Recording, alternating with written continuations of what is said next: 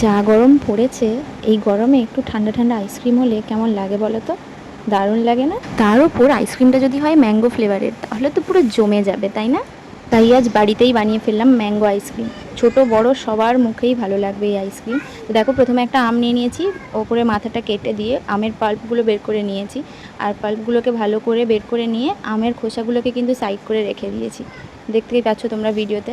তো দেখো, মিক্সিতে নিয়ে নিয়েছি টক দই আর ম্যাঙ্গো পাল্পগুলো দিয়ে দেবো। এরপর দেবো পরিমাণ মতো চিনি। আমের আঁটিতে কিন্তু অনেক আম লেগে আছে, ওটাই বের করে নিলাম।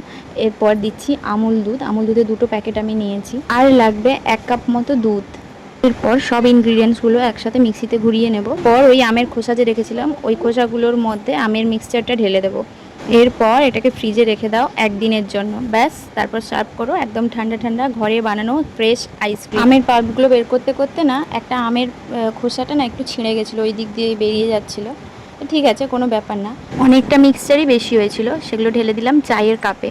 মানে বাইরে চা খাওয়ার পর আমি ভাঁড় কিংবা কাপ কোনোটাই ফেলি না, বাড়ি নিয়ে চলে আসি। আমার এই মাটির জিনিসের ওপরে আঁকিবুকি কাটতে খুব ভালো। এরপর আইসক্রিমটা জমতে রেখে দিয়েছিলাম 1 দিনের জন্য। তারপর দেখো পুরোটাই সেট হয়ে গেছে। ম্যাঙ্গো ফ্লেভারের কুলফিগুলোও কিন্তু হয়ে গেছে দেখো। এরপর আইসক্রিমটা আমি বের করে আমের খোসাগুলো ছাড়িয়ে নেব।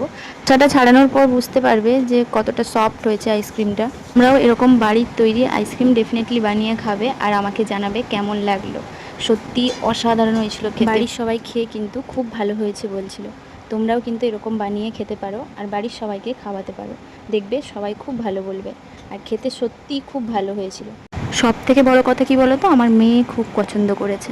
ওর মুখে কোনো জিনিস রোচে না, কিন্তু ওই আইসক্রিমটা ওর খুব ভালো লেগেছে। তোমরাই শোনো ওর মুখ থেকে। ইয়ামি।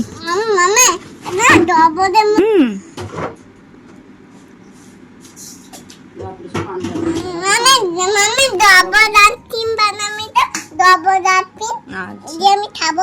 আচ্ছা, ইয়ামি হয়েছে।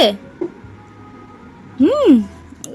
আইসক্রিমটা বানিয়ে আমাদের সবার তো খুব ভালো লেগেছে, কিন্তু ভিডিওটা তোমাদের কেমন লাগলো অবশ্যই জানাতে ভুলবে না।